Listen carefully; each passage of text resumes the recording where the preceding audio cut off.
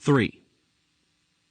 Gerald sat on Aunt Queen's back porch, idly rolling rocks down the wooden ramp that had been built for her wheelchair. In the 6 years that he had been living with Aunt Queen, this ramp had become his favorite spot. It had launched toy cars and boats and big-wheel riding toys when he was little. Later, there had been skateboards and, last year, a go-kart he had made by himself. Of course, he wasn't supposed to ride a skateboard or go-kart down the ramp, but who could resist the temptation? Sometimes he liked to lie stretched out on the ramp, his face to the sun, dreaming.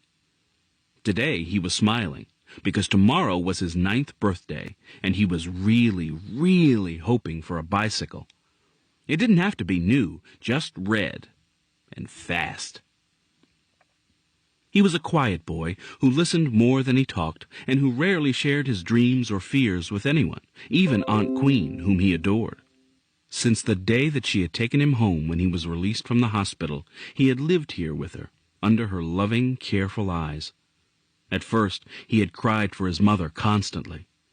Aunt Queen had hugged him and hummed old hymns to him, and filled in the empty spaces in his heart. Later, he asked for his mother only occasionally, like on his birthday or Christmas. Over time, his demands for her had become weaker, until she had become only a foggy memory. Life at Aunt Queen's was sometimes hectic, but somehow always comforting and reassuring. Because even though he might wake up and find a stranger sleeping on the sofa, or once he remembered in the bathtub, she was real big on showing hospitality to folks in need. He knew that she was always there, and that she would never leave him. Her very presence was like a power source to be plugged into for love or security, or a good fried chicken dinner. And it wasn't always easy. Gerald remembered times when the lights had been cut off, and the phone, and even the water. He figured getting the water cut off was the worst, because you couldn't flush the toilet. But if it was winter, then doing without the heat and lights was pretty awful. But she managed to get them through it each time, one way or another. One time, he remembered, she had gone downtown to the gas and electric company because they had cut off the heat. He had been about 5, and she had taken him with her. The lady at the desk, who had looked down her nose at them through her funny-looking glasses, had said, "Unless you can come up with $150 by 5 o'clock, there will be no heat." Aunt Queen had replied quietly, "And unless you come up with some heat by 5 o'clock, you will be on the 6 o'clock news. I'm poor, not stupid. I know that you can't cut off heat to disabled customers in the middle of winter, especially disabled customers with small children. If you look at my payment record, you will see that I pay on time when I have the money. This month I just don't have it. Something came up. You'll have your money next month. You have my word on it. You can take my word as my promise, or you can let me take my word down the street to Consumer Alert at Channel 5. I'm sure they'd love to hear how you folks are treating the public, especially after that rate hike you just got." The heat was back on by 4 o'clock. The something that had come up was Christmas. Aunt Queen believed passionately in many things, but Christmas was her supreme passion. She thrived on Christmas carols, delighted in decorations, and indulged in special treats and goodies. The tree went up with a great deal of traditional fanfare, like making popcorn to string for garlands and making ornaments of soap and old Christmas cards, during the first week in December, and stayed up until New Year's Day. The house always smelled delicious this time of the year. One day it would be cookies in the oven when Gerald came home from school, and the next day it would be homemade cranberry sauce. Even in years when there wasn't much money, they managed to have a wonderful Christmas, with Aunt Queen always stretching the cookie dough and the turkey dressing just enough to make ends meet. His gifts were never frivolous or the result of Saturday morning cartoon advertising, but thoughtful and delightful. Last year, when he was 8, in addition to 2 books, he loved to read, a new winter coat, and a used but still bright and shiny blue sled, he got a flashlight, 2 sets of batteries, and permission to explore the basement and the attic, which had previously been off-limits. No amount of money could have purchased the adventures he had in the next few months, exploring the secrets of the outer limits of the house. In the basement, he had found an old wheelchair covered with dust and cobwebs. Gerald never thought much about Aunt Queen's being in a wheelchair. Rather than being a limitation, her chair seemed to be merely an extension of her personality. She wheeled around the house and neighborhood with very little difficulty, although buildings without ramps and inaccessible public transportation could really start her to fussing. He knew that she had been born with brittle bones, and that she got fractures easily, and that 2 of her 6 children and 2 of her grandchildren also had the condition. She could walk for short distances, but it was sometimes very painful. However, she treated it the same way she treated any other difficulty in her life, first with a sigh, and then a smile. "No use stewing about stuff you can't change," she'd tell Gerald. "It's the things we do have control over that I'm worried about, like whether you're going to finish those carrots, or that book report before midnight." He had smiled and finished both. She had given him permission to take the old wheelchair apart, and he had made something that he had called his go-kart. It was lopsided, but it rolled, and when he was in it, he felt like he was king of the world. He had begun it in the basement, but it was cold down there, and there was not much room, so he brought it out to the back porch. Every day after school, he hammered and nailed and pounded on it, making it the ultimate racing machine. He had heard that on TV somewhere. Of course, he had to practice on Aunt Queen's ramp. She had fussed, "You're going to tear up my ramp, boy. How am I going to get down it to go to the market if you got it set up like the Indy 500? "Aw, Aunt Queen, I ain't messed up your ramp. I made it better. I put racing skids on it so it won't be slippery for you when it rains." Lord help me, racing skids. Do I look like some kind of race car driver? Next thing I know, you'll be telling me you put warp speed on my wheelchair. But the tar paper that Gerald had found and nailed to the ramp really did help her, so she would let him play on it. He had soon grown tired of the tameness of the ramp, which had a gradual slope, and he looked with interest at the driveway of the house next door, which was steep and sloped right down to the street. One afternoon, when Aunt Queen was taking a nap, Gerald quietly took the go-kart to that driveway, got on, and rolled cautiously down the big hill.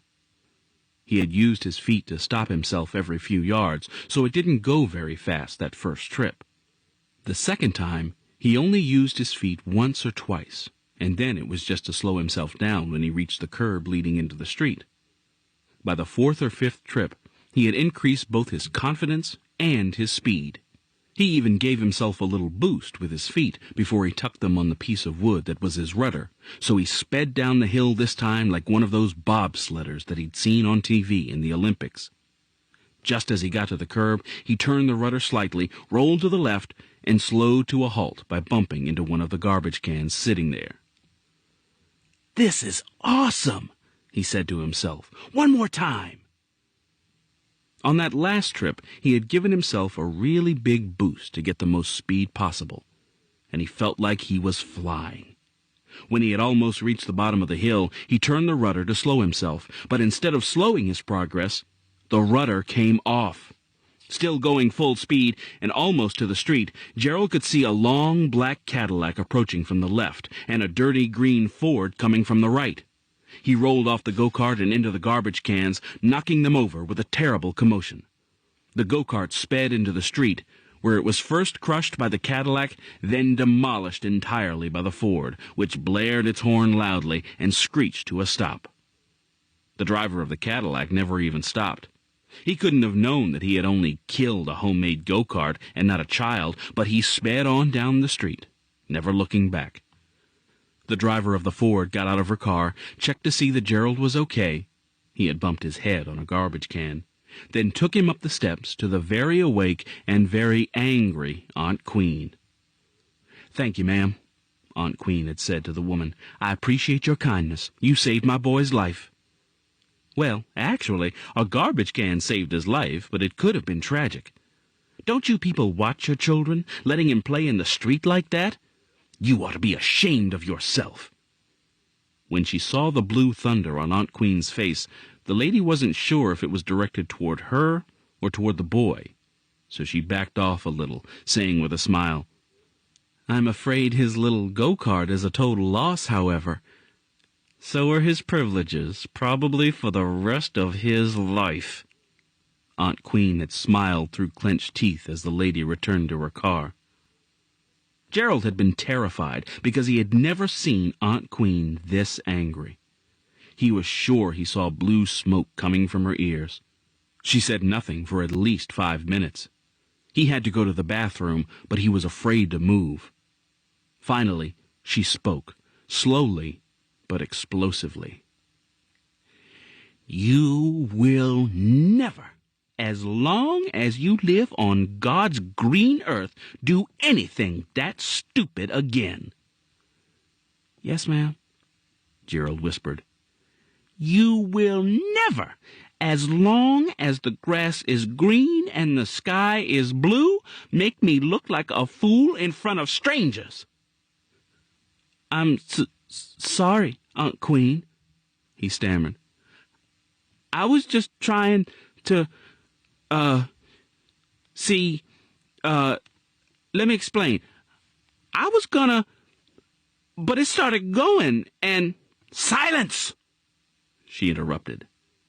"And you will never, as long as you walk the sands of time," when she got really mad, for some reason she got poetic, "endanger your life again. Do you understand me, boy?